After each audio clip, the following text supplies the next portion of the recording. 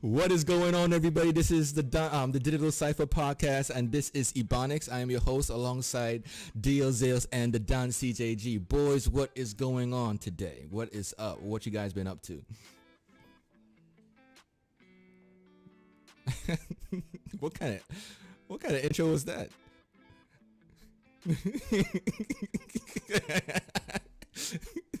I'm good. What's up, everybody? How you doing? Oh man, it's been an interesting week. I guess everybody has been, like ears to the wall. What's going on with the E3, appearances happening in the next 2 weeks. That's the next week, the week after next week, Sunday. 2 hours, or is it 2.5 hours, Don? How long is it supposed to be?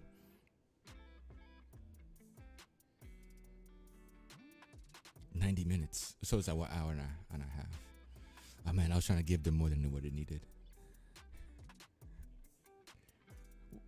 I'm telling you. Okay, so first, before we get into the love of our lives, we have a situation. I'm just gonna start off with the bad news. All right, anybody who's a Capcom lover, right? You're not gonna like this, unfortunately. So apparently, Capcom is going through a trial right now where allegedly they stole photographs from a photographer. Now, the photographer has them on 1,200 counts of copyright infringements using their photos. And she's asking for $12 million in damages on the account of copyright infringements, and from 2,500 to 25,000 false copyright management and removal of copyright management for each photograph. Okay, now we're talking about 1,200 photographs. So 2,500 times 1,200 photographs would equivalent to $3 million, right? Then that's just the low. That's like 2,500 is the lowest, up to 25,000 per picture that they used. And they have evidence to back it up. They did a cross-examination of photos. The Resident Evil 4, I think it's kind of like the scratches, the material of Resident Evil 4 has specific scratches that mirror the image. Exactly. Mirror the image. Although they kind of, a little bit of blur, whatever. I mean, it's, time. Time passes and images degrade, but still, those scratch marks. So, the link is going to be in the chat. I'm definitely going to post that there so people can see that, if you want to see it. And, not only that, but previously, Capcom also used a material or materials outside the will of its creator. There was a guy, I might be wrong here. Let me just make sure I'm saying this right. A movie director, right? He created a beast or a monster in a thriller movie that they made up in Europe. Is a propeller head guy. Yeah, one of your peeps, bro. A propeller head guy. So the body is from the waist down is a man, and from the waist up is basically like a turbine with a propeller in the front, right? And it was a part of a movie, and Capcom Resident Evil copied it for The Village, right? So we're talking, they took something from 2013 and put it into something that just got released this past weeks or a month or whatever. I'm not sure. Unfortunately, the guy can't do any form of, judgments, right? Because he reached out to an American company to help fund the film. So technically that company, or, the publisher would have to talk to Capcom about damages, things of that nature. But he said that he would have gladly, given them the okay if he had the power to use that, because he would have found it, a sense of honor to be in a game. He put a little bit of his how he felt about it. At first he was pissed off, and then he felt good because his art is used in areas outside of the film, especially for a reputable company. But then he got mad after his fan base told him about it. and ask him why he didn't get paid for it and all these other things. So he got mad again. So there's like different stages of emotional connection to what has happened to him. Guys, it's just interesting to see stuff like this, continue to happen, and we then have to wonder, like, how are these guys able to make this happen? Actually, this happened because there was a hack, or something happened with Capcom and they did not pay, and all their information went out. And this was one of those things. So since the information went out, the lady with her photography was seen, right? And Capcom didn't change the file names, right? Of the reference of which they used for their Resident Evil stuff. So that was that. And then information about the whole propeller head situation, and how his movie and the Resident Evil Village, how they kind of marry up. It's interesting. Artists, protect your stuff, copyright your stuff, put them in places where if they download, they have to pay a fee. You get emails, you get first name, last names, corporate information, company information, EIN numbers, addresses, all of that. I mean, even if it's for free, just know. Yeah, even if it's for free, just know where your material is going. I know it's hard. On my website, because I have business outside of the podcast, on my 9 to 5, I do graphics, whatever. And what I do is I have my own website and I lock all my content, so you can't right click and choose the download option, right? You have to reach out to me via email or phone call. You can't go into the back end of the website and get, unless you force inject, like SQL inject or malware, whatever, on my website, then fine. By all means, I'll clean it up. But, my thing is protect yourself. I mean, yeah, dude, you'd be surprised, bro. When I was working for a hosting company, bro, like, if I didn't have any, like Linux background, I would not have known about SQL injection. I would not know about how to clean malware from a website, especially WordPress. Bro, it is nasty, bro. I'm talking like the infection is like 1,200 plus pages of internet files that makes up your website will be contaminated. So you have to do a recursive search and a recursive clean. It is ridiculous. But you just caused me to mess up. All I'm saying is get a website, lock your content down, and if they want it, they come buy it or they provide some form of reference. There's ArtStation, I think that recently got purchased by Epic Games, but they are selling. You can sell your content there. Gumroad, you can put your content on Gumroad, and you can show like a for free button, but of course you will get all the notifications of who downloaded what with the email address and things of that nature. I mean, just protect yourself. So I just wanted to put that out there. All right. Other bad news, my last bad news, but go ahead. I'm sorry. Go ahead.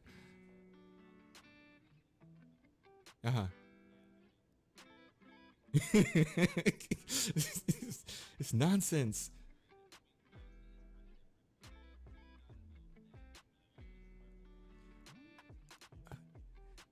Bro, but here's my thing though, like these guys, they get paid to be artists and come up with concepts for a game.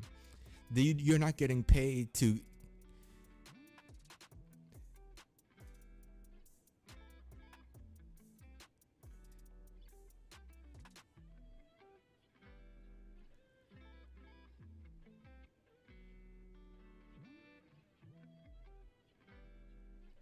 bro. If that's the case, they should just bring me in.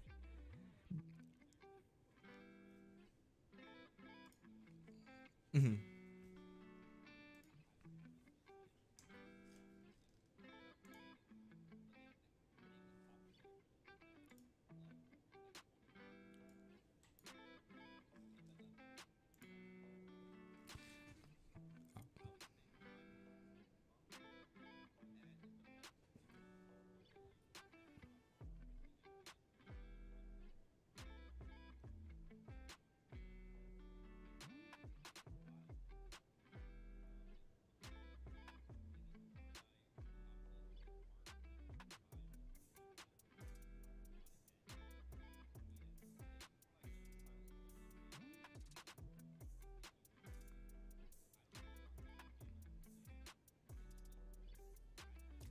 it feels out of place. It feels out of place to you. That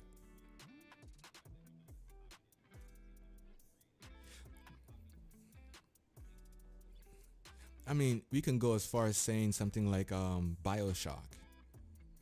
You know what I'm saying? Like that sounds, is just out of place. But guys, if you're an artist, this just tells you how things are going, man. Just go ahead. If you want to get into the game industry, you can do better. Just go ahead and do it. The worst thing they can do is say, hey, we're not hiring, or we've gotten somebody. But if people are getting paid to copyright, to steal other people's work, that to me, that's low. So there was a YouTube show. I'm a fan of Clint Eastwood because, actually no, I'm more of a fan of Deltia, not Deltia. What is his name? The RTX Pass podcast. The guy who runs that. Dealer Gaming or Dealer Games or whatever. This guy came out of that. Clint Eastwood came out of that podcast and started developing his own content. He's still with the podcast, but he has his own podcast and he started creating more content, right? And one of the things he talked about was Halo. And this is where the Don CJG will come in. He's saying that where Halo is going to introduce not a battle royale, but a Battlefield-esque environment for the free-to-play Halo match or multiplayer. But we won't see anything groundbreaking to represent that next-gen experience. That went out, and then people started really looking into it as far as, okay, so what's the point in the whole year, right? I mean, what is your thoughts about that, Don C?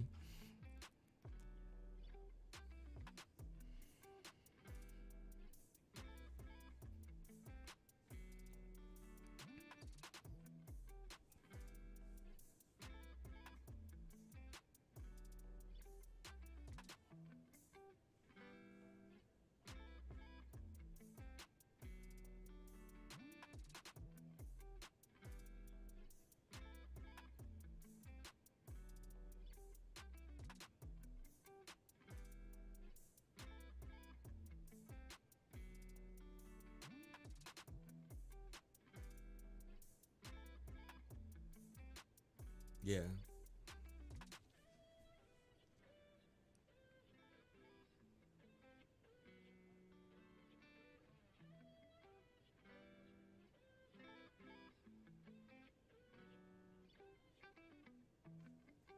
hmm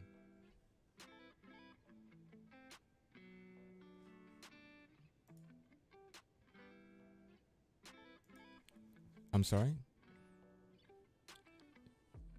I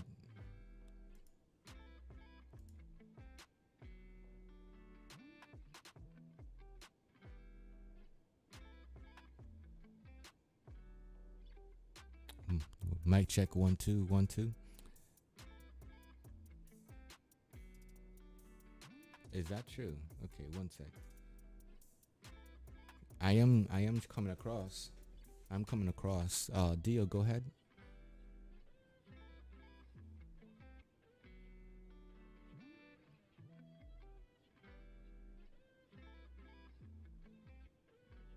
Okay. So,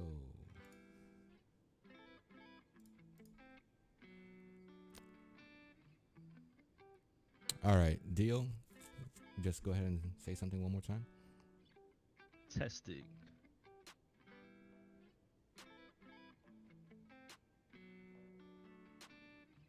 Yep, there we go. Okay. There we go. Okay, cool. Yeah, We so are back. unfortunately, let me do this. We are back. We are back. Unfortunately, there's going to be a little Okay. bit of that reverb, unfortunately. So, Where were we? yeah. Halo Infinite Cold, right? Um, so just bear with me, guys. Right. Yeah, so that situation with the Halo is that Halo may not be on the level that we are thinking, where they're going to have that Yeah. groundbreaking experience. And by groundbreaking experience, I'm talking about the graphics and resolution. I mean, the frame rate is going to be there because we're pushing 60 frames per second, 120 frames per second. The other stuff, that's the thing. Yeah, but this is it, right? I think we gotta kind of look at it. Like Halo's not trying to be a huge like Battlefield Call of Duty where you got all these crazy realistic graphics, right? It's all art style. So to some extent, you know, let's look at the screenshots we've got in the past few months already, right? Game looks great, right? I think obviously last year was a bad time for them to show it, as evident. But I think, you know, we're going to see improvements across the board on what the game looks like. That's a given. But I don't think it's going to meet expectations of what people want it to be. Because I feel like there's so much emphasis and weight on Halo Infinite that I don't know if what they show will be enough to please people, right? Especially if they're doing a multiplayer review, it's gonna be a bit weird. So obviously, you know, like you said, they're doing this kind of not necessarily battle royale mode, but a kind of, I believe it was called a Big Team 2.0. So you got weapon drops, you've got bigger vehicles, bigger stuff going on, more player count, I assume. That was all kind of leaked details from a couple months ago. But, you know, is a multiplayer mode enough to sell it? You know, if we're coming to E3, you know, I don't want to sound like a Debbie Downer, right? But I don't know if I'm going to be blown away by a multiplayer mode. To be honest with you. I don't know about you guys.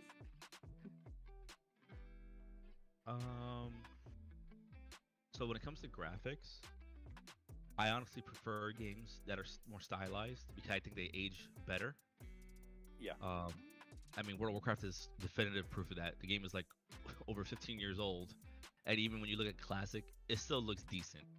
Obviously, the graphics are dated, but it's bearable because it's stylized. Where you look at something like EverQuest, it looks terrible because they try to go more realistic. Yeah, you can see that looking at, say, Battlefield 3 now compared to like Halo 3. Yeah, exactly. Halo 3 and Halo Reach look phenomenal already. Yeah, so I think if you have high graphic fidelity with a more stylized art style, I think that's the best case scenario in my opinion, especially for something that's sci-fi or fantasy based, right? If it's not like a simulation like, you know, Battlefield or Call of Duty are supposed to be, then you don't need to go that route. But when it comes to multiplayer, I kind of agree. I mean, I really want them to blow me out the water in certain respects, but what I've always kind of, and I don't know where I got this in my head, but I always kind of pictured Halo Infinite being like a MMO-ish, not like completely, but I always kind of wanted to go that route, like kind of be like Microsoft's answer to Destiny and other looter shooters. Not heavily, because I don't want it to take away from the game itself, because I think if it's not handled correctly, it could really hurt the game also. But just like certain respects, just I guess cosmetically, like how they're doing with the Master Chief Collection, I think the way they're handling that is really good. But just like some more social aspects, I would say I would like to see more social interaction. Yeah, I think they were gonna do, you know, like I've been saying, like I think it's the last Thursday every month they do Inside Infinites, and there was one due at the end of last month, but they decided because of this E3 conference, they're gonna push it back, and that was supposed to be more information on kind of Halo Waypoint, and I assume some of the background kind of issues there. But one of the things they did with Halo 5 in particular was Spartan Companies, which is your kind of social integration into the game. So I'm thinking, what are they going to add on to that? How can they emphasize that kind of social element more within Infinite? Because I think if you can build these big community groups within the game, I think it's make a big push. Yes, like if they can figure out a way to like make like events where you can rely on people to complete it in some kind of way, it would really help the game. Like I don't think the game necessarily needs dungeons and raids and all kinds of crazy stuff like that. I think you can add them to add variety, but I wouldn't want to see that to be the game focus. I would rather see those as like side things to do. You know what I mean? If they added that stuff like that. Yeah, for sure. And I think with this big worldwide influence going to have, say, Halo. Obviously we don't know much about the co-op or what their plans are for multiplayer, but I could see a raid kind of thing being added into the game. I don't think it will, but I think it could work. You know what I mean? You've got the opportunities there, and I think adding these big multiplayer opportunities, having these big co-op events, having social integration into the game, I think that's a step forward. Yeah, I think it just depends, because the only problem you have when you add in raids and stuff like that, many people play Halo because they want to feel, they want that power fantasy, right? You're playing Master Chief, you're this big badass who can solo everything that the whole army can't do by themselves. And I think when you add raids, that might mess it up in a way. I think that's why I said, like, let's say I wouldn't. You're like multiplayer characters. Sorry, say that again. You could be like your multiplayer characters. So, Yeah. So if they did it with like, you're less Yes. stronger than Master Chief. yeah, like if we were playing as opposed to playing Spartans in multiplayer raids, like you were playing like a regular like Marine, maybe it would work out better. Or if we did have Spartans, I guess you would have. That's the only problem is introducing an enemy that's so hard that you need multiple Spartans to handle, right? Yeah. And like I said, it kind of takes away from that power fantasy. So that's why I wouldn't want it to be the main focus, but I think to add them as like little events for like time periods to like give a certain kind of cosmetic or something like that would be great.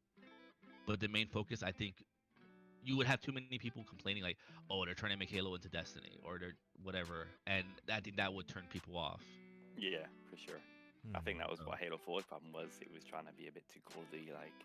Yeah, I think what definitely. made Halo is that it's its own game. It's not copying off of other titles. Yeah, I mean, I think that's why you have a lot of, like, for example, like, classic. I guess like this is kind of a personal thing for me. I was really hyped for classic World of Warcraft, the Burning Crusade, and I had to like kind of accept the fact that the game is changing in so many ways.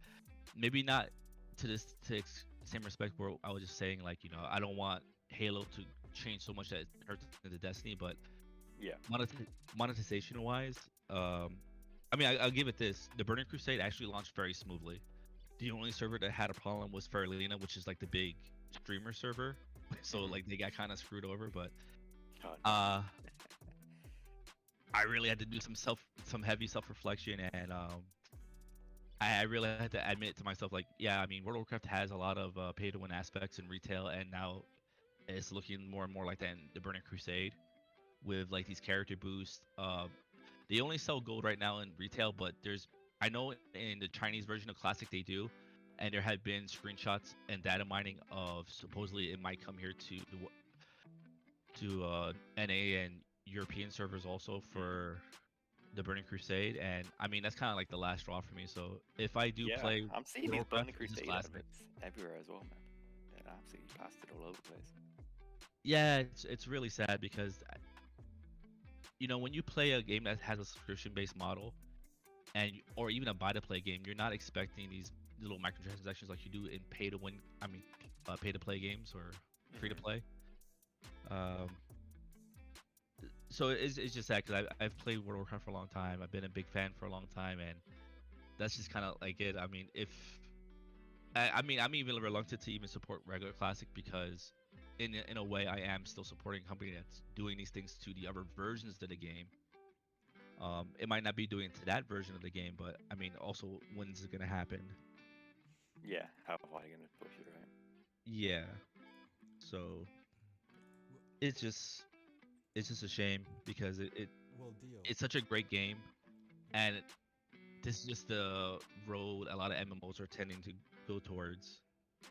But I guess in a little spark of potentially good news, like MMO wise anyway.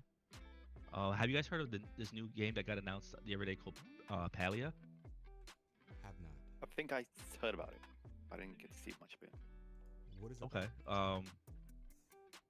It's a new MMO that is actually gonna go to alpha like really soon. Like Like they kept it very hush, like pretty much kind of like how Valheim came out of nowhere. Like everyone's like, oh, this Oh game is yeah, gonna-" yeah, that game really came out, and it's Yeah. all over the place, right? Oh yeah, for sure. And I think this is kind of like the similar thing. And it's pretty much Animal Crossing. What's that other one called? Stardew Valley. Like kind of like those yeah. like life simulator type games with a little bit of combat dashing in like Breath of the Wild.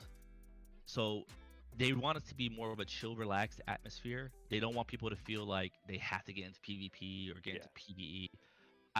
They haven't really said that there's PvP in the game yet, but there will be combat in it. It's just not going to be the big focus. The big focus is just going to be customization and all those things. Yeah. It's funny you mentioned Breath of the Wild. Not to go off on a tangent, but I did see a alleged rumor that Breath of the Wild would come to Xbox at E3. No way. I doubt it. It was on a Chinese website, so I can't really transcribe it and confirm legitimacy of that one. But if that comes If- through, If it comes through, you should play it. It's fun. oh, It's a 100 good percent I game. will. I doubt it, but if that is true, that would be absolutely mental. But I mean, I have a lot of hope for this because I mean, the typical MMO nowadays is on, and it's not to talk bad about Kickstarter. I mean, I know like the big negative connotation towards it, like oh, like these people take the money from Kickstarter, go retire in like Barbados or something, and enjoy the rest of their life and never deliver the Yeah. game. But this is actually fully funded. They're not. It's not on Kickstarter at all, and it looks like the majority of the dev team is prior Blizzard devs, prior Riot devs, and so they have a lot of MMO experience. And Yeah, these you are got all that people. veterancy in there. Yeah, these are all people I guess who left these companies because they wanted to be more creative in a game. So I have pretty high hopes. Overhype any kind of game. I mean, we've done that. I think I'm not gonna say we're guilty. I think as a community, as gamers as a whole, we're all kind of like waiting for this next big game. Yeah. So we overhype games like Cyberpunk and stuff like that. Where like, Cyberpunk. you know what I mean? No, not Cyberpunk. Yeah. So I do have pretty high hopes for this. But I'm not gonna like go to the point where I'm like this is gonna be the next Cyberpunk or something like that. I hope it's not the next Cyberpunk. No, I hope it doesn't turn to the next Cyberpunk in that respect. No, definitely not. And it's supposed to go on all platforms too, so I think that's pretty cool too. The fact that it's like a chill MMO, and it's gonna be cross-platform. So I mean, no one's really gonna feel like they're at a disadvantage for playing on console or playing on PC or whatever the case is. It's gonna be very social heavy, I think, which I think a lot of players have been really looking for, especially in the MMO realm. Can you guys hear me? Yes. Okay. I hear you now. Awesome. So, anybody interested in Impalia that Dio's talking about? The links are in the description. There's a Discord link that is also there as well. Definitely check that out. Yeah. I heard you talk about that alpha, and I was like, let me go drop that quick. see, I didn't know how it was spelled. I was thinking of paella, like the dish. Wow, you know what paella is? Okay. So I saw a sign for it yesterday. When I was getting some sushi. I was like, oh, paella. Paella is delicious, man. Oh, I haven't had that in a while. You're making this guy hungry. Yeah, man. Very obscure reference. So, Yeah, right. But I Dio, mean, I'm sure cooking is gonna be a big part of that game also. Like, it Right, just looks look. like a really good time. It looks like something that you could easily play with like family members or like your girlfriend or something like that, who's not a hardcore gamer but still have fun. I think there's a space in the game world for stuff like that. You know what I mean? Game mods. It's very super sociable, not super hardcore. You know, I can just play it without having to worry about the game becoming a job like Destiny, right? Yeah. I love Destiny, but I can't keep up with it, man. It's too much time. Yeah, for sure. I mean, you could talk about some. I mean, that's what MMOs are for the most part. But yeah, I think a lot of these games are kind of missing the point of MMOs, and I guess it's just because how technology has changed. The main reason MMOs were such a huge hit in the early 2000s was because it was one of the few ways to interact with people internationally easily. Yeah. Right now, we have access to all these other things like social media and all kinds of like phone and teleworking services. Mhm. that you don't really need an MMO for that. I mean, it's kind of funny. I think most people who play MMOs don't even use those MMOs to actually speak to each other. They'll use something like Discord Yeah. instead. You know what I mean? So it'll be cool if an MMO could get that social interaction correct, where you're not relying on a third-party service to get your communication in. Yeah, build it in house. Keep it all. Yeah. Yeah. Well, Another MMO that's pretty interesting. I mean, I keep talking about this one, Ashes Creation, but I don't know if you guys saw that link I put in earlier, but the latest I dev. saw that you posted. I didn't click on it because I was half asleep. It's all right, man. When you get a chance, you should look at it because this was 100 versus 100. Well, was it 100 versus 100 or 50 versus 50? I'm trying to remember. I want to say it's 100 versus 100. are you talking Like about a video like a game for PvP Xbox? siege. It was ridiculous. It was so cool looking, and it ran really smooth for an alpha test. You know? That's an alpha as well. Okay. Yes, that's alpha. Oh wow. It looked really cool. Like, I mean, again, I don't want to overhype it. I think that's the main problem. We have a lot of these games that make them fail. I think Cyberpunk could have been better if people didn't overhype it, because it wasn't a terrible game, but I think what made it worse was the fact that so many people really overhyped it. Mm-hmm. Yeah, there was expectation.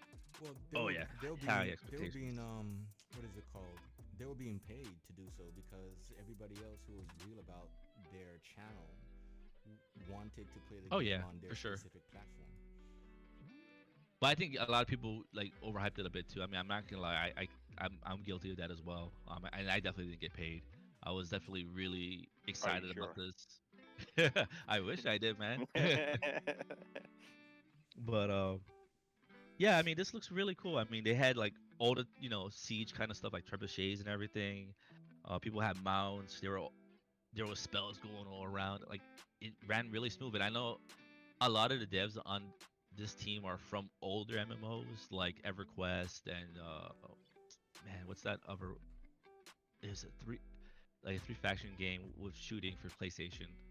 I can't believe it. It's like I drew a blank on it, but I don't know. it's coming along, I'm really happy because I know that just a year ago, there's a lot of people who were really again another Kickstarter game. Well, I think actually no, it's being funded by the main dev, but I know a lot of people really thought that this game was just no. It does have Kickstarter also, but they were expecting this game to just really kind of like fall on its face because the combat in the beginning was starting to look trash, and the combat has come a long way. It looks pretty cool. I mean, I don't think it's gonna come on console. I think it could though if it wanted to, but it's definitely gonna give I think some of these MMOs, as long as it launches the right way and people don't overhype it and expect it to be flawless when it launches, I think it's gonna give a lot of these big MMOs like a run for its money. Yeah, I think that's what you need, man. Right?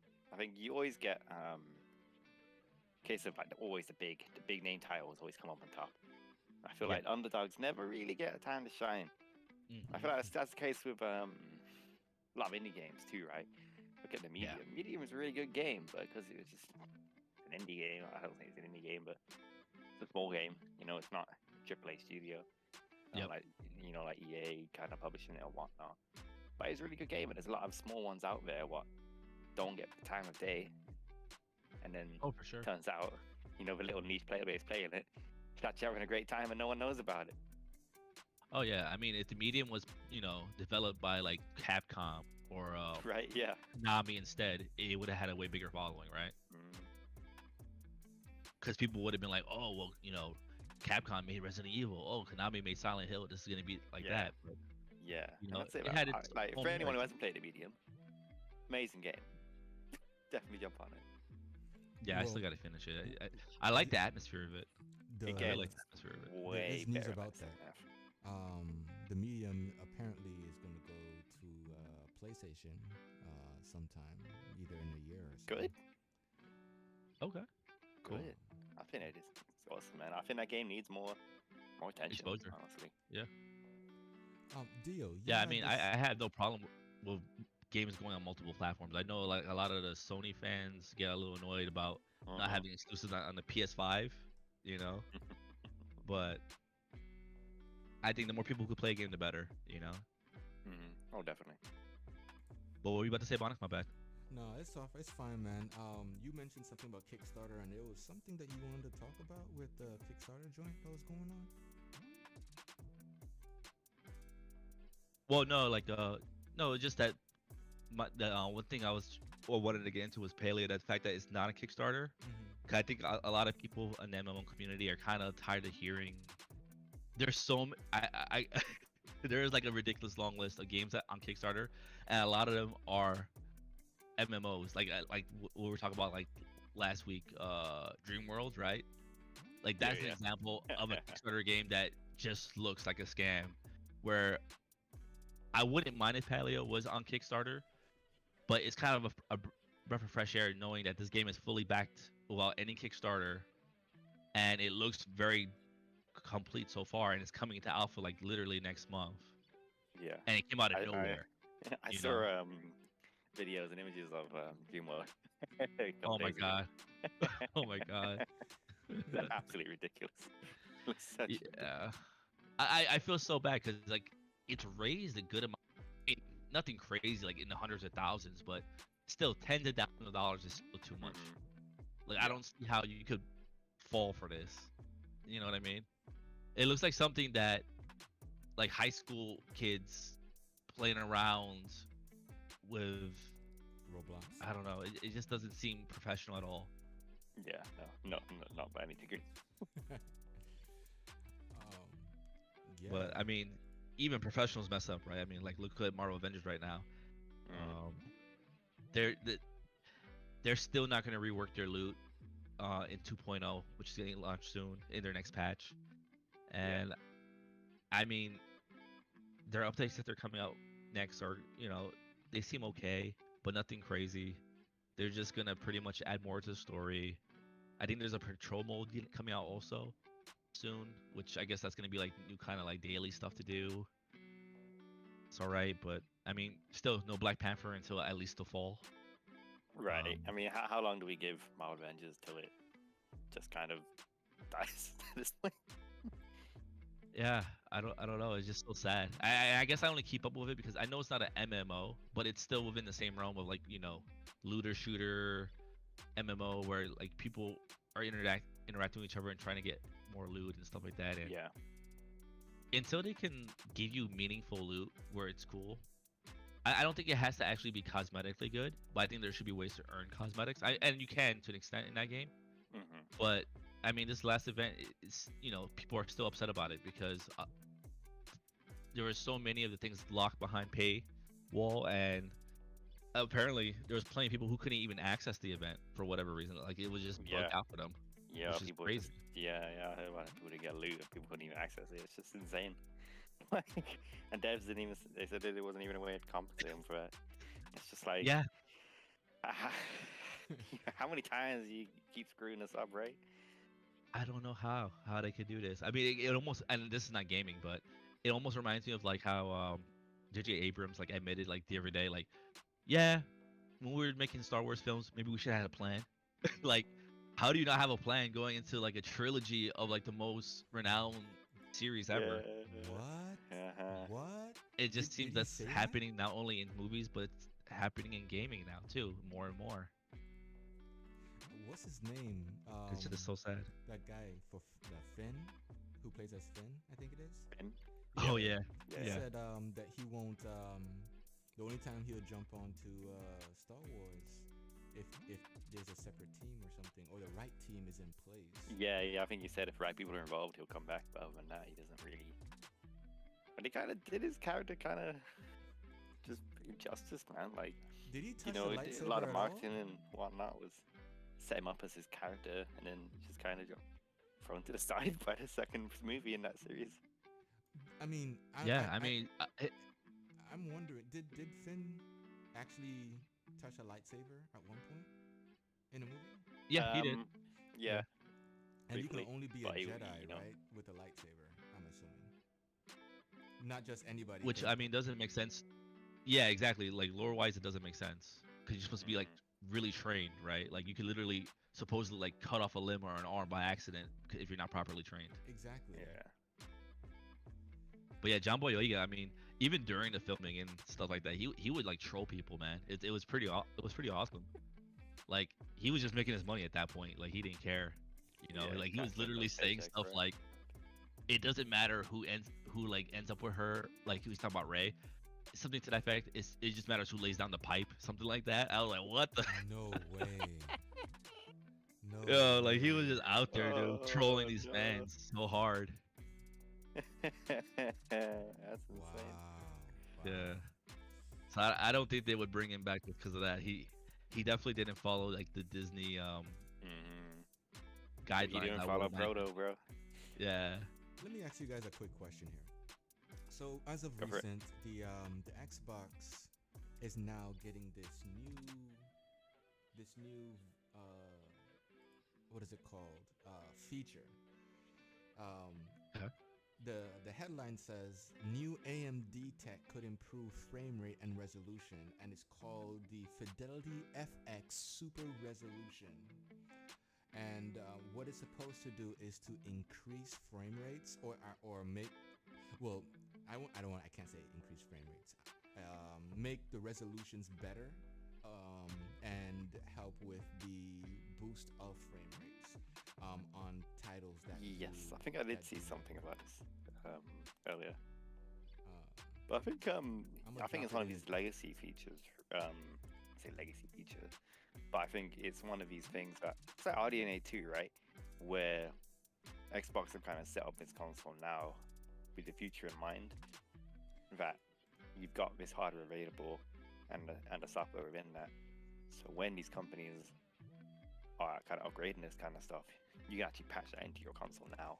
yeah. So you're getting better optimization out of it down the line. Just put the link in the chat. That's towards the article, and it does say that when Xbox was putting its dev kit together for the developers, they put the toolkit specifically, well, not specifically to include the Fidelity FX, super resolution feature Yeah. in it, which is pretty cool. Yeah, and I think Mhm. yeah, it's future thinking, right? It's having future in mind. I think I don't I don't want to say Sony didn't do this, but there's a whole RDNA 2 debate with Sony and whether they have the true one or not, and whether they can benefit from that in the future. But I think Microsoft have really thought, we don't want this console just to be good at launch. We want it to be good in a couple of years. Yeah. I think they're trying to I think it last the really 7 brings a years. lot of value to the Xbox Series S because Mhm. it is a weaker console, but because it is, the scaling won't feel as dramatic. You know what I mean? Kind of. Yeah, So yeah, I you're not think going it to see brings a even more giant value fall to off that. over time. Yeah. Well, I mean, obviously, this is going to be the same thing with the X, but it's something that you wouldn't expect with the S. You would expect that, at least I do. Like when I was hearing about the S, I was like, oh, okay, the S is good, but I mean, after like maybe like 2 years or so, you're gonna have to buy the X if you want to keep up. But because of something like this, you probably could go quite a while and not really feel bad about it. I mean, people are not Yeah. feeling bad about it right now. When they bought the X, the S, as in Sam, they're feeling as though they've got their investment and completely forgot about the Series X. You know what I'm saying? Yep. Yep. I mean, I got the Especially if they X- hear something like this. exactly, because you're talking about a Yeah. resolution and frame rate boost. I mean, you're basically taking a S and making it comparable to the PlayStation 5. You know what I'm saying? In leaps and bounds, in my opinion. Now, I'm not saying anything about the PlayStation 5 and its specs, but right now the Series S competes with the PlayStation 5. Yep. Yeah, has an and entry point as well, right? You look at it. what was it, $29.99? Yeah, right. You're looking at the Series S, a cheap entry point into the console, and that your console is getting better over the next few years. You want to stay in that ecosystem, you know what I mean? They aren't just keeping you in because you've got a new console now. They want you to say, "Oh, look, you've got this. Well, look what's coming in the future. Look what's coming in the future. Not just games. Yeah. The console you bought is getting And that's better the thing too." too. That's the thing too, because I think people are still within that last gen mentality where they bought the console, now they're gonna be playing the same thing for 7 years, right? Where Yep. I really appreciate the forward thinking that the team that Xbox has put together, because like we mentioned, there's the RDNA 2, right? There's the Fidelity FX super sampling or super resolution, and then there's the unfortunately there's the storage, right? But then they already say that you can still support other storage as well. There is no Yep. you're not bound by the $220 proprietary software. There are others out there. It's just that the storage that is being used is before its time, and that's the thing that they were selling. You know what I mean? So it's we gotta give credit where credit's due. Like for me, like And Ratchet even and Clank is speaking on awesome. storage too, PS5, like you can't even put in your extra hard storage yet. expansions, right? Yeah. Well, And like we're like what 7 months past launch, still can't do it. when insane. let's do the comparison here. Like Ratchet and Clank is a very good looking game. Horizon Yeah, Forbidden for sure. West is a very good looking game, but they're using everything that the PlayStation has to offer, right? So if the PlayStation does not have the resolution and fidelity advantage that Xbox Series X and S have with the tools that are built in, right? Yeah, they look great, but we're thinking longevity. When the PCs grow and they get better tool, because look at the resolution, the what is it called, the Fidelity FX, right? What graphics cards are supporting that right now? And that's probably the 300s, right? The 3060, 3080 Yep. TIs, whatever, right? And then all Xbox is doing is saying, okay, we don't have that. I'm assuming that we don't have that, but we have the tools that are built on those graphics cards on our platform so that we can utilize them. I don't know about 100%, maybe 50, whoever, but at least they have the toolkits to push the platform forward towards the next generation, whenever that is. And that's what I appreciate a lot about the hardware. Yeah, I feel like Xbox are really, I can't want the other one. Tool is in Outriders. We're able to adjust things. Playlabs, is that what it's called? Playfabs. You got these kind of. Yeah. There's a lot of tools Microsoft are providing to developers. You actually get the most out of their games and what they're making on the hardware. Whether that be stuff like VFX, whether that be like Playfabs. You've got the software there, you've got the hardware there. They're thinking. I know I said it a lot this episode, but it's future thinking, man. And this is only we have to also 6-7 months into the release. We have to also consider that Microsoft is the companies that's developing DirectX 12, right? Yep. And DirectX 12 is used by everything that's being done for game and 3D and processing of textures and things of that nature. That's what I'm thinking, that the DirectX PC console, AR, like it's all in there, so they have to be on the cusp, right? And this is also what I'm talking about, where we need Sony to step up. Yeah, they selling multiple consoles and everything. That's great, cool, right? But show me an innovation that's not Cameo, right? The controllers, man. Well, the controllers are great, but when you told me the other day, then you said, bro, I'm gonna have to be the devil's advocate. Yo, they have that for the Switch, the same company. I know, like I know. I'm just, that's why I'm just joking, dude. Yeah, like, I know a guy who has I'll a just say PS5 it. and he said I'll his just controller say will be it. broke. Like that was in January. You know what I'm saying? Like it's That's gonna keep happening because it's the same thing with the Yeah. Switch. it's insane, man. I feel like Monk's right.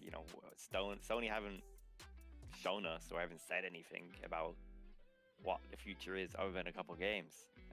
It's quite a few games, a lot of new IPs. They're claiming to be putting out there, but Well, I mean, they said it before, right? Like they look at consoles like generations, right? Like they don't wanna, and then they backstepped on that immediately.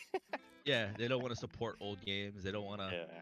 talk about the Yeah. future. Like they just want to look at the present and sell you as much as they can, and then they'll think about later, and they won't think about the past at all. Like they'll just close down like gaming stores. I mean, they did keep up the PS3 one for now, which is cool, but they're just gonna try in a few more months or a year or so. Yeah. Yeah, and I'm interested to see what Sony will say over the next week or two. During the C3 period, see I, what I they can kind of I bring think out the bag. I think they're But at the gonna do a minute, I whole don't bunch of think they really have they're gonna do anything a whole there. bunch of play sessions, a whole bunch of play Yeah. sessions, bro. Like games that they wish they could have put on E3. I think they're gonna do that since they're not gonna show up. Which comes to another thing.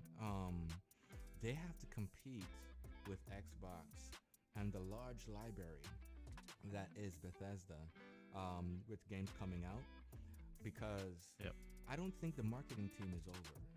They have to push Halo on different levels. Like whatever it is about the resolution and the big team battle situation that's going on, I don't think that's over. I think the multiplayer is one aspect.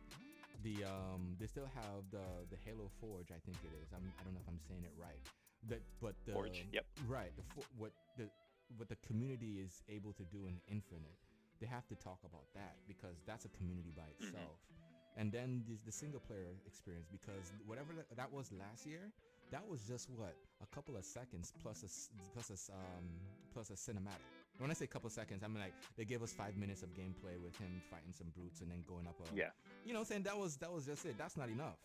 What about the open world? What about the experience with your Yeah, there's a lot more there what they haven't shown, right? And exactly. So I feel like they have a lot this more. E3, they're waiting. I don't know if you guys saw it, but Joe Staten, he actually sent out a little tweet. I think it was last night, where he was he was basically showing off that he was playing the game. He was like, "Oh, this just Oh. happened in Halo Infinite. I was playing and I got attacked by some hunters and whatnot." He's just like, "This man's teasing. This man is teasing, man." Wow. So Okay. when he played the game, how would you relate the experience?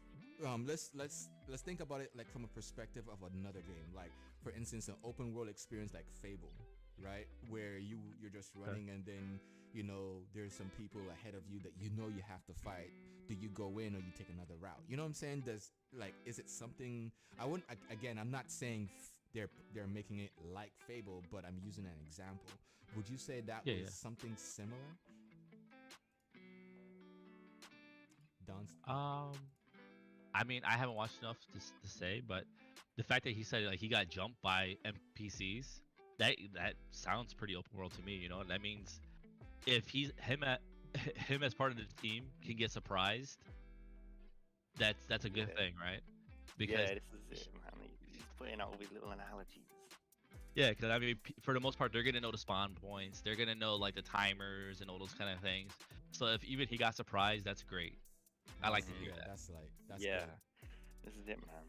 Because they've been they're saying it's kind of like a pseudo open world. It's kind of well, but not really. So it's kind of hard to say what it will be. But I think with Infinite, they're really the only way I can kind of compare it. It's a very loose comparison, but Crisis 3 in a way. Here's this kind of mission area. Go out and do what you want. You take your own approach to it. And I think that's it, man. I think you've got so many just variables and how you can go from mission to mission or do what you want in the mission. Anything can happen, right? Remember he was talking one of the blogs. He usually does these little stories at the end, and he was saying that he's in a warhog with his Marines and whatnot, and then he's get attacked from some brutes in the woods. They're picking up rocket launchers, firing at him, and he was just driving around and. Just these things just happen in the world, and there's so many different things tailored to how you're playing that can happen. And I feel like that sounds really good because that kind of reminds me of Skyrim. Like in Skyrim, like you play enough, and I mean, you're gonna have a lot of these encounters happen over and over. It's an old game, but it feels organic, right? Like you'll be running around, and then all of a sudden a thief comes up to you like, "Hey, take this piece of armor. Don't snitch on me," and then he runs off, and then somebody comes a little later and says, "Hey, did you see this thief?" And you get an option. I'm not saying we need the options, but if they can create a world where it feels alive, where you have people coming out of nowhere, like not just enemy NPCs, but even like friendly NPCs coming up to you, it's like, "Hey, we need help with this or whatever," or especially because you're in you look at the environment, you're in enemy territory basically. They've controlled this Halo ring. You've got Marines who are trapped in areas they need support. You've got enemy attacks coming out of nowhere. There's so much opportunity, man. Look, I think I just want to even ride in the Halo entire 1, ring. like, oh, sorry, what were you gonna say? I just want to ride the entire ring, jump in a warthog or a pelican, whatever, and just like explore the entire ring. You know what I'm saying? Yeah. Oh yeah, that's for sure. yeah. Oh yeah, with no load screens. I want to be able to just Mhm.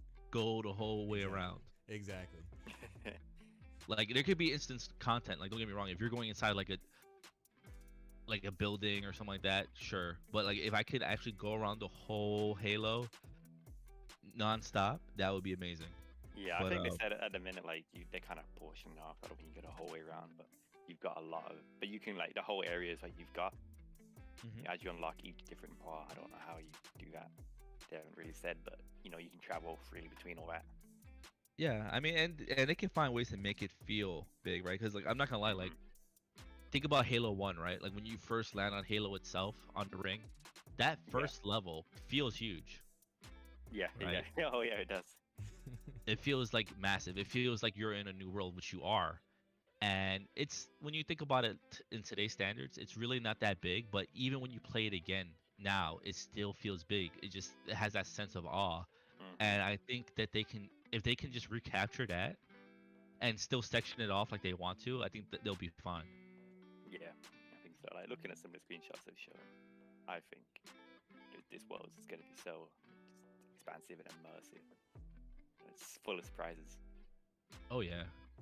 I mean that's the way like a lot of these games kind of cheat in doing that because when you look at the scale of Skyrim compared to Oblivion, compared to Morrowind, and then compared to like Daggerfall, those games keep getting smaller mileage wise, Mhm. but they end up looking bigger because of the artistic style used to make everything look like a landscape or like to make everything look like a milestone or something. So Yeah. if they can do that, it'll definitely help them a lot. Or even add like verticality to certain areas. Oh yeah. Well, I You think know? with the grapple hook, I think this kind of traversive appeal is going to be there. Mhm. Awesome. I'm really looking forward to it. I really can't wait for Infinite. But yeah, Awesome. I'm as soon as they drop a release date, I'm trying to get time off work. Yeah, I think I will be too. All right. So just keep in mind. I haven't been this excited for one since part 3. Sorry. Just keep in mind that we ain't seen nothing yet. I know a lot of people are looking at the news and the what's being dropped from different consoles. Even Nintendo's doing their thing. You know, where they're showing indie stuff. Actually, I think there was like an indie show where they showed hundreds of indie games or something of that nature. And a kid made a Paper Mario-like game, but it's with Ghost and stuff like that. So everybody's dropping Nice. content. But if you are a person that plays on the Xbox, I'm not gonna say Halo fan. Oh, I'm not Halo fan, Xbox fan, because there are those people who are jumping into the platform for their first time and people who are returning, right? Yep. You know, don't be underwhelmed. You're gonna get a lot more content. You're gonna get a lot more previews of games that are unannounced coming up towards the fall. You know, and that's where we're gonna see what Xbox has been Yep. doing for the year. I am hoping that Sony definitely ante-ups on that too, because we need the competition, man. I mean, I know 2015, 2013, you know, Sony got it mainly because of the miscommunication and everything. But right now is where the tech giants, they're pulling all stops on whoever's doing what, and it says we can do it better. And I like that. I like to see Nintendo do some stuff, Sony do some stuff, Sega do some stuff. You know what I'm saying? Oh, yeah. Amazon. Dark Yeah, Alliance. Sonic game, bro. It's coming. Yeah. You know what I'm saying? Dark Alliance is coming to the Xbox Game Pass, and that's a Amazon game. You know what I'm saying? Mhm. And you know that speaks numbers to me, because that tells you Amazon is willing to put their games on a different platform to succeed their own. You know, because they're cloud based. Mhm. So definitely let's see that competition continue to go up. Definitely let them spend that money. Yeah, man. I think these next 2 weeks are gonna be hot and real spicy. I think it's interesting you kind of say that though, because like I think people who switch from PS4 to the Xbox now, who who happen to make that jump are probably in for a lot more games than they thought, especially if they get Game Pass, right? Because then you're looking at games like exclusive, like the old Banjo-Kazooie games. You're looking at Battletoads. You're looking at Crackdown. You're looking at Bleeding Edge. You're looking at um, the Gears games that came out, all the Halo games that came out during that era. So there's a force of games. So there's actually a lot of games. It's just that I don't think there's as many IPs as like PlayStation did, but like for people who are leaving Sony and coming back to Microsoft are going to be, I think, pleasantly surprised with all the different content there, especially when you look at the Game Pass. I mean, you can literally play all the Fable games. Like, let's say if you miss like one of them or whatever, like there's a ton of games out there. It's just, I don't think they're. you know, I I, I don't think I they're hate to gonna say leave, it. though. It's just people who I don't think I don't want they- to say brainwashed, but Uh-huh. they've heard it so much that there's no games. Echo So they, chambers, right? Right. yeah, Right. Yeah, you're surrounded by this information. Like you're surrounded by the narrative, so you don't Exactly. actually get to see the truth of it because you're not here. And Yeah. that's the thing. Wait, That's the I thing can't about imagine what it's like for someone coming over from PlayStation, hmm And- coming to Xbox, Well, buying their Series S, Game Pass, and there's God knows how many games on there. You just Yeah. download it, click a button, no extra charge. exactly. exactly. That's exactly the I don't know. point. That's It's cool. exactly the point, because the thing about it is that I think what's going on is now that people are unsure, right? Who's the best? They know that Game Pass is the contender, but Game Pass is a multi-platform experience, or a it's a service, right? You can play it on your phone, Yeah. tablet, everything. So it's almost like, hey, I can be on Game Pass and not have an Xbox and still be on my PS4 or 5 or whatever. And that's cool. You know what I mean? For sure. The thing about it is that I think they're starting to realize that there's a level of sustainability in the entertainment. And that's what's needed is, okay, I'm bored out of this game. Do I go buy another game, or do I download a game and what's out there? Definitely Game Pass has a lot more improvements, and they've improved actually, because as of recent, it used to be just sports, role playing, and I think adventure was one of them, racing, and now they have like turn-based. Turn-based is a category. You Yep. know how Of long everything. I was waiting for that category to show up. You know what I mean? So I'm telling you, it's just they're looking at the community. They're looking of gamers, not what platform you got. They can care less of what platform you're on.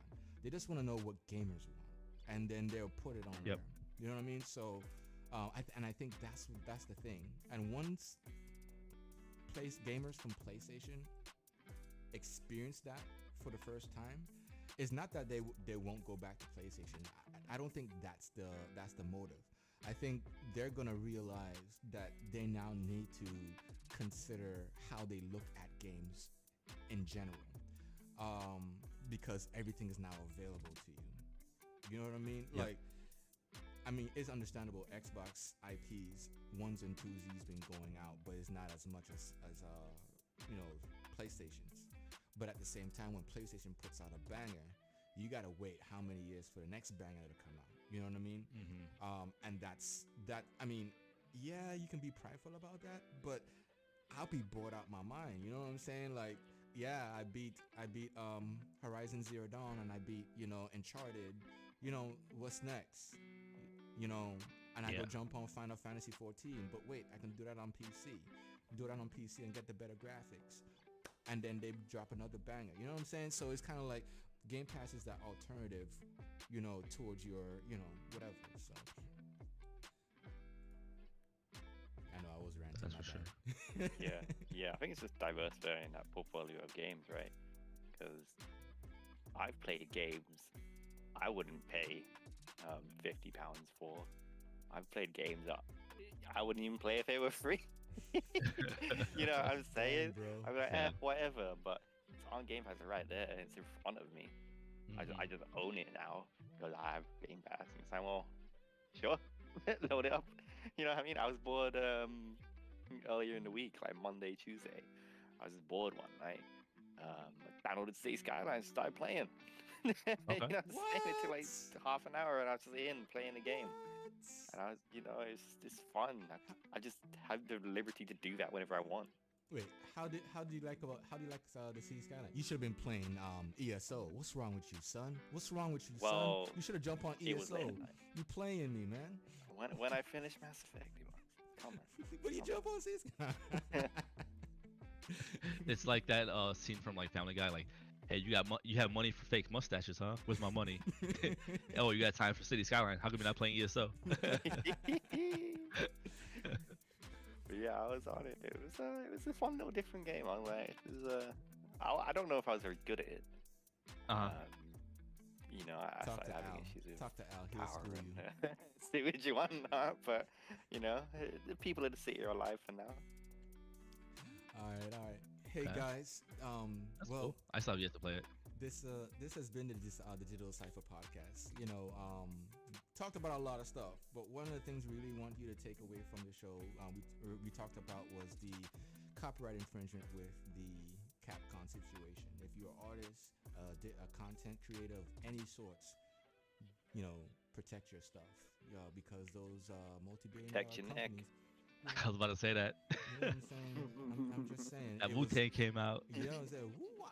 You know what I'm saying? They came out and they stole some stuff. So find some platforms that will protect you. ArtStation is one of those. I don't know of anything else right now, but I'll find some other things. We also talked about Bethesda and Halo, and the content that's being dropped, coming E3, potential quality of it. But don't worry about the scarcity, because it's going to be dropping like it's hot coming towards September, because I think that's when Halo's coming out, right? In September timeframe, or the multiplayer? Probably November. November. Yeah. 20th I remember anniversary of Halo will be November 15th. That's Yeah. the estimation release date. Gotcha. Okay. We're reaching the end. Does anybody else has any more content that you want to share before we call it for the week? Negative. That's it for too. me. It's pretty good. Awesome. Guys, thank you for visiting. Thank you for dropping into the podcast. We will see you next week, and thanks for listening. Peace. Peace. Thanks, guys.